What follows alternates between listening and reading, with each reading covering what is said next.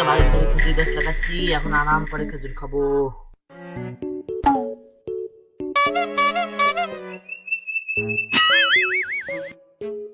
এই লাদেন না যে একটু মজা নিয়ে আসি। এই লাদেন কুক এই সরি মানে খালু ফালান।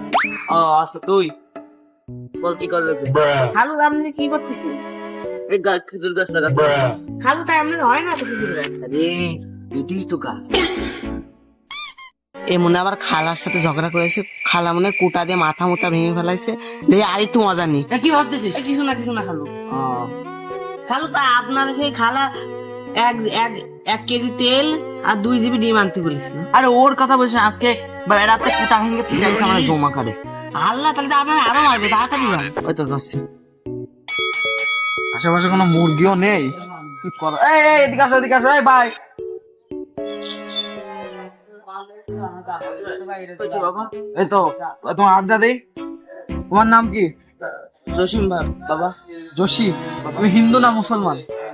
ওই বছরে একবার নামাজ পড়ি আর সপ্তাহে একদিন পড়ি। ও নাম হাত মুট করো, আসলে বলো বিসমিল্লাহ, আলহামদুলিল্লাহ, সুবহানাল্লাহ। সুবহানাল্লাহ। এগুলো বড় ভালো না খারাপ?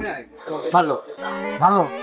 তুমি তোমার একটা কথা বলি, সত্যি হলে সত্যি বলবা, মিথ্যা হলে আল্লাহর কাছে যায়, মিথ্যা হলে আল্লাহর কাছে যায় থাকবা। আচ্ছা বাবা। তোমার নাম জসিমউদ্দিন? হ্যাঁ বাবা। তোমার বউ তোমার এসে সকালে কুটা দিয়ে পিটাইছে? হ্যাঁ বাবা।